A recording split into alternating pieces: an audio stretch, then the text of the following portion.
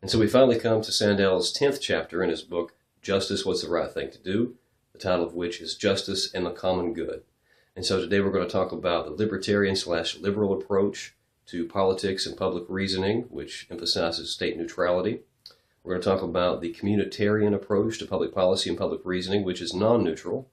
We're also going to discuss the elements of a communitarian political philosophy that Sandel thinks are essential. And then I'm going to criticize his criticism of public reasoning and the liberal/libertarian approach, and put it on you to decide which of these arguments makes the most sense.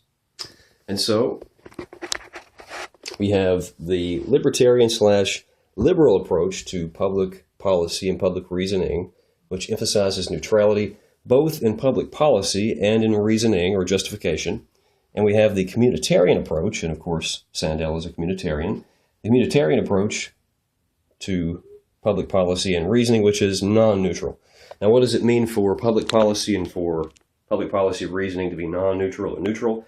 Well, neutrality just means that policies wouldn't take a side on which ways of life are the best. It would perhaps have the same policies that a non-neutral government would have, but for different reasons. And so let me give you an example. Gay marriage is a hot topic in 2013. And people argue for and against gay marriage for different reasons. A non-neutral approach would say that gay marriage should be abolished because the Old Testament says that homosexuality is a sin. Now, that's some people's interpretation of the Old Testament, but I'm just giving you an example. Some people argue that's an incorrect interpretation, but in any case, that's just an example of a non-neutral way to justify a ban on gay marriage. A neutral way to ban gay marriage, or a neutral argument against gay marriage, would be that it erodes the family and that families are necessary to reproduce citizens, and without citizens, we don't have a society at all. And so whether the argument works is up for you to decide, but it's an example of a neutral argument against gay marriage as opposed to a non-neutral argument. We might say that, here's another example. So here's a non-neutral argument against late-term abortion. Late-term abortion should be banned because the Bible says that God knew fetuses in the womb, or he knew us before we were born. Therefore, we're persons, we have moral status before we're born. Therefore, late-term abortions ought to be banned, except in cases of really, really good reasons, or whatever, however you want to craft that. That's an example of a non-neutral argument because it invokes a religion, and it makes a declaration about the immorality or the inappropriateness or the evil, perhaps, of abortion based on biblical understanding, one biblical understanding. Here's a neutral argument against late-term abortion. Late-term abortions ought to be banned because fetuses, at least late in term, are very close to being babies and are birth babies, and if the state's going to protect birth babies as citizens, it also should protect non-birthed fetuses as citizens as well. Because the closer you get to 9 months, the closer you are to being a citizen with legal status. Late-term abortions should therefore be banned. There's no relevant difference between a fetus at 8 months, 3 weeks, 6 days, and a birthed baby. Ta-da! There's a neutral argument against late-term abortion. It doesn't invoke reasons that are grounded in a comprehensive doctrine or a religion, or in reasons that only members of a particular faith could appreciate. And so liberalism and libertarianism, they emphasize the neutral approach, and they think that's best because this is a multicultural democracy, and you have citizens that come to the public forum from a variety of backgrounds with a variety of perspectives and a variety of religious and non-religious commitments. Communitarians, on the other hand, argue that we can't argue about these public policy matters without invoking our religions and such. However, it seems to be the case that we can. I'll just give you some examples, but let me elaborate a little bit more on this concept of what Rawls called public reason. And so we can think of, hope you like my beautiful drawings here, we've got some Jews and some Christians and some Muslims. And the Jews are using non-public reasons. They're citing the Torah to discuss public policy between themselves. Here the Christians, they're citing the New Testament. They're using non-public reasons, NP, to discuss public policy.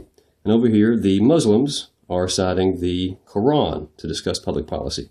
So within these different groups, it's appropriate, and it's, well, I don't know if it's, it's appropriate, it's completely fine, it works.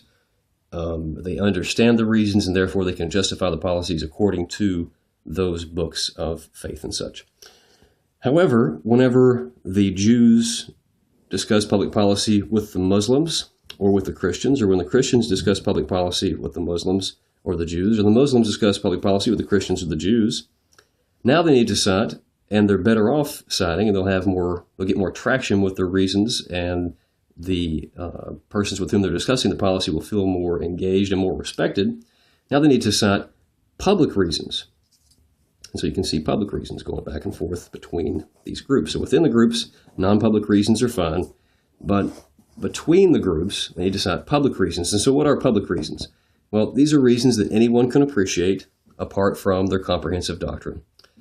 Non-public reasons, those are the reasons that are only relevant to fellow believers. And so for Christians, the New Testament only has reason-based weight for other Christians. A Muslim may respect the contents of the New Testament insofar as he or she sees that it's very important to Christians, and they may respect them insofar as they respect individual Christians, but they won't respect the reasons themselves. You can't just cite Scripture to justify a policy to a Muslim.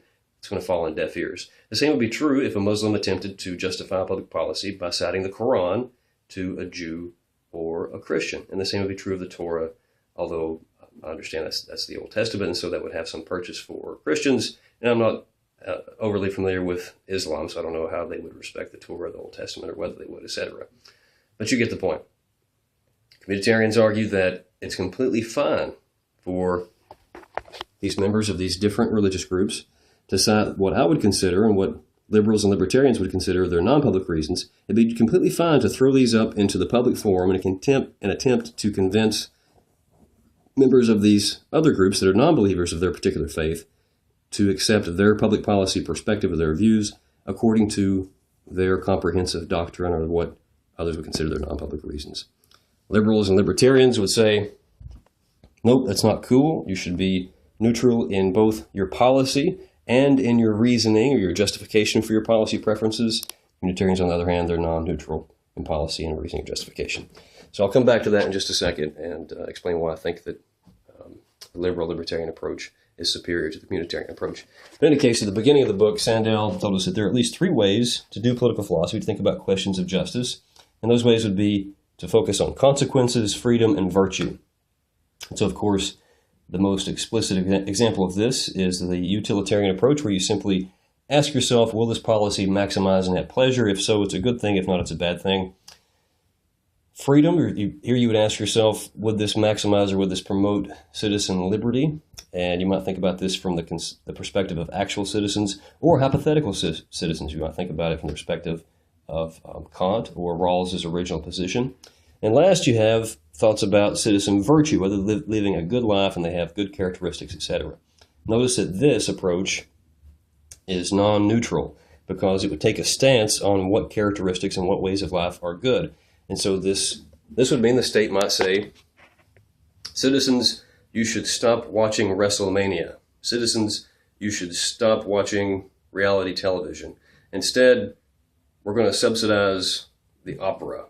We're actually going to tax WrestleMania. We're going to tax reality television. And we're going to use the proceeds from that taxation to provide free tickets to the opera for all the citizens because those forms of entertainment are degenerative and this form of entertainment is enlightening. That's non-neutral because it takes a positive stance on which ways of entertainment are better or worse. A liberal or a libertarian approach, on the other hand, would say, citizens, it's up to you to decide how you entertain yourselves. We're going to be completely silent on the matter. If you like watching wrestling, go watch wrestling. If you like watching Survivor and all that nonsense, go watch Survivor and all that nonsense. If you happen to like the opera, cool, go to the opera, but we're not going to say one is better than the other. People have different preferences. Exercise them how you see fit. So this, of course, is Sandel's favorite approach and the one he argues for, and he gives us some insight into what he thinks this sort of a political regime would look like and what it would promote. And these are the changes that Sandel advocates here at the very end of the book and the next to the end of the 10th chapter. And so these 4 different components of a politics of the common good would be citizenship, sacrifice, and service. And this isn't something that's particular to or only special about communitarianism. I think this is something libertarianism and liberalism could promote as well, but it's something that Sandel thinks is a good idea, and he wants to include it in his conception of communitarianism. But here the point is simply to give citizens more chances to work for one another through the state. And so you have civic associations where people voluntarily come together to help one another in a private manner. And so here I have in mind groups such as the Shriners or the Rotary Club or any other, or 4-H or the Girl Scouts or the Boy Scouts. These are private associations. They're not affiliated directly with the state, and people come together to do good things through them.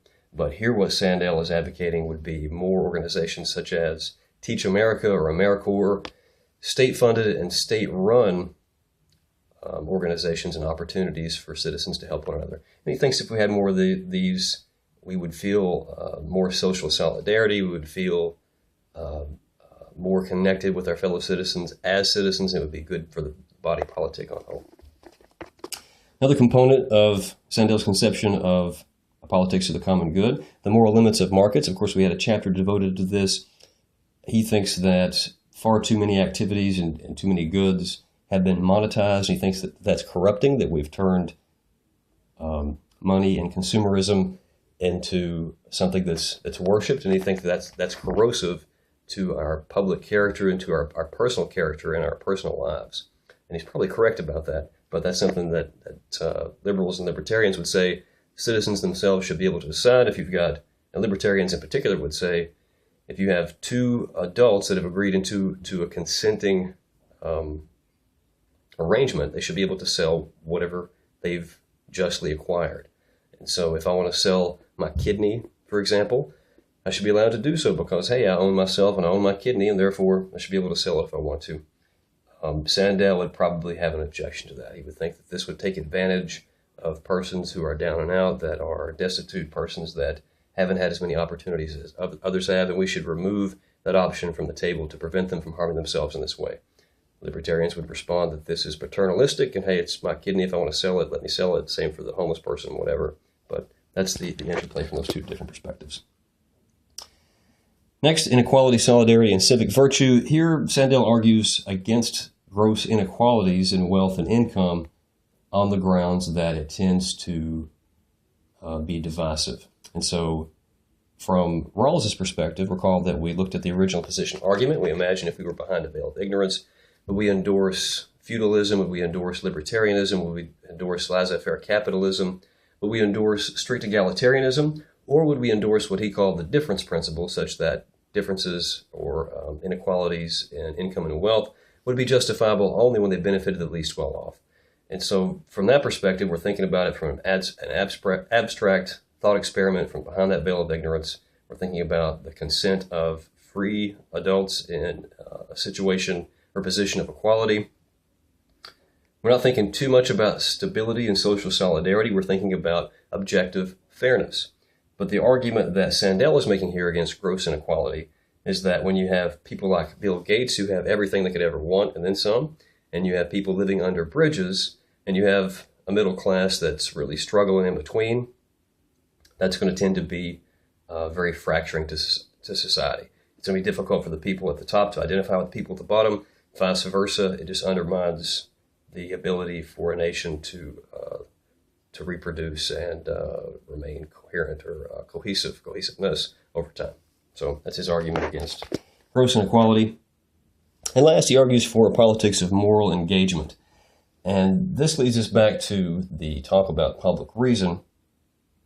And so this politics of moral engagement, it would have a much more robust and a much more active civic forum such that citizens discuss public policy in a more reasonable way than they do today. And this is something that libertarians and liberals, I think, would both also endorse. But Sandel's approach is that he wants citizens to talk about their comprehensive doctrines, to inject reasons from the perspective of their religious or their religion and such. And he thinks that A benefit of this is that citizens would perhaps make some progress toward which of these comprehensive doctrines, which of these religions, which of these perspectives makes the most sense, and over time we would figure out which one is, if not true, which one is best, which one's best aligned with perhaps human nature and most conducive to human flourishing. And so there's Sandel's conception of a politics of the common good. I've given you the differences between liberal/libertarian state and policy neutrality, both in policy and in reasoning. The communitarian approach, which is non-neutral in both policy and in reasoning. And now I want to revisit the public reason argument for just a moment. And so recall that Sandel argued that we simply couldn't have conversations about difficult ethical and political issues without injecting our non-public reasons into the fold. But I gave you the example earlier of gay marriage and how perhaps we might think through that from a non-public perspective, but then also from a public perspective. And so I gave you an example of how that's possible. Another example that Sandel uses is stem cell research and abortion. And he thinks that we couldn't discuss these issues without invoking reasons from our comprehensive doctrines, without talking about Scripture and our faiths and such. And in fact, he says that we couldn't talk about when life begins without invoking our faith and our comprehensive doctrine. However, I would think that it's the case that we could talk about what it means for a thing to be alive and what it means for a thing to be human without reference to religion or Scripture at all. For a thing to be alive, that's just simply a biological concept. And so at its very base, it just simply means that it grows and responds to stimuli.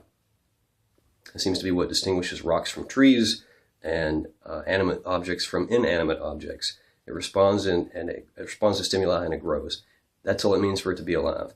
What does it mean for something to be human? Well, that's also a biological concept. It just means it's not a dog, it's not a horse, it's not equine, it's not canine, it's human. And so the question of whether or not a fetus or an unborn developing human, as I like to call it, is a live human or not, doesn't seem to be a religious question at all. Now, whether or not the fact that it's a live human has religious import, whether or not we can use religious reasons to inform that conversation and add a normative component to what would otherwise be an empirical discussion, that's of course another question. And of course religion would give us some normative reason to evaluate the status of a fetus or an unborn developed human as alive and human. But it's not the case that we necessarily need to bring religion into the conversation.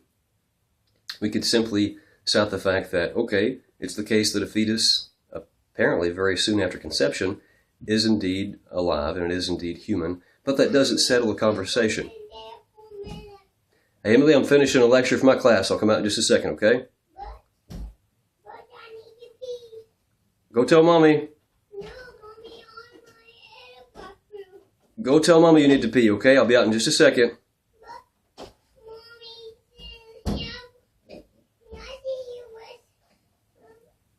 I'm doing a lecture for my class. I'm almost done. Let me finish this, okay? Please go ask Mommy to have you pee or help you pee. Thank you.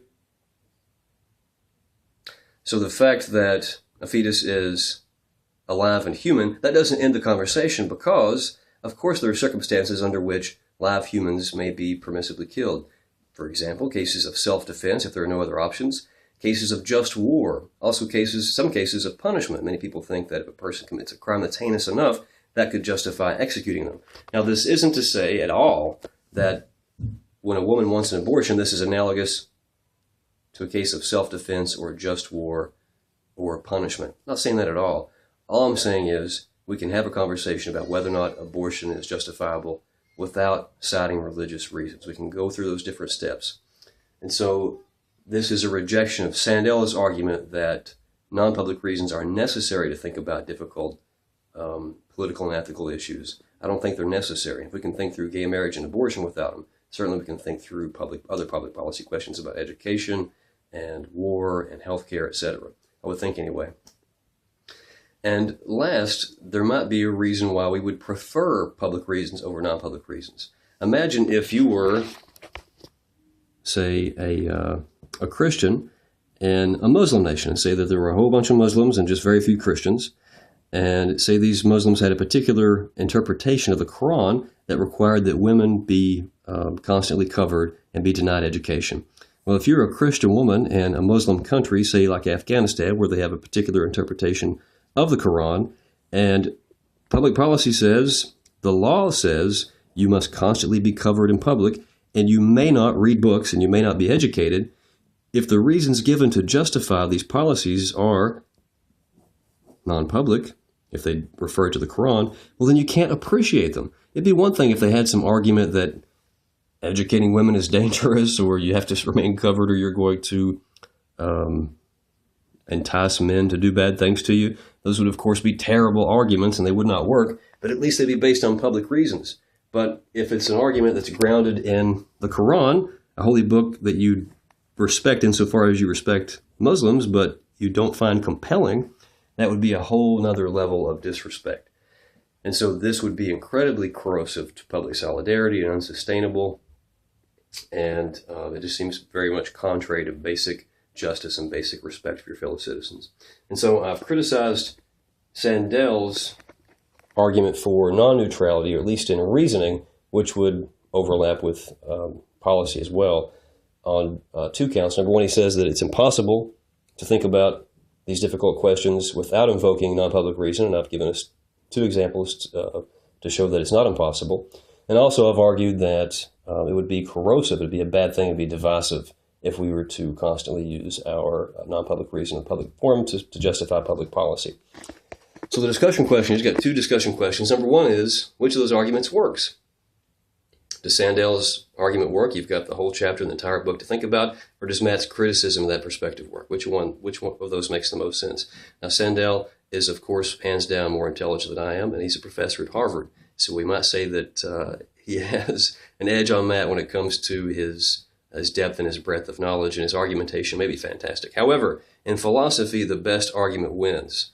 A Harvard professor can make a bad argument, and Matt can make a good argument, but it could be the other way around. Maybe Matt is just blinded by his understanding and the fact that he did a dissertation on public reason and morals, and he just is so narrow-minded at this point. If that's the case, please correct me. Please show me where I'm going wrong. Don't just agree with me because you think that's what I want to hear. You're going to get a good grade on this assignment regardless. Second question is, which of these perspectives, which of these approaches to public policy and justice is best? The consequences approach, the freedom/liberty approach, or the virtues approach? And so I want you to tell me which of those you think is most appropriate and best, and then I want you to explain what you mean by most appropriate and best. So you're going to tell me better to look at the consequences when we're thinking about public policy, look at how it impacts citizen or promotes citizen freedom, or whether or not it promotes citizen virtue. Which of those is the best way to approach political questions, and then explain to me why it's best. Thank you so much for your attention. I hope you've enjoyed this book. I certainly have, and I look forward to your answers.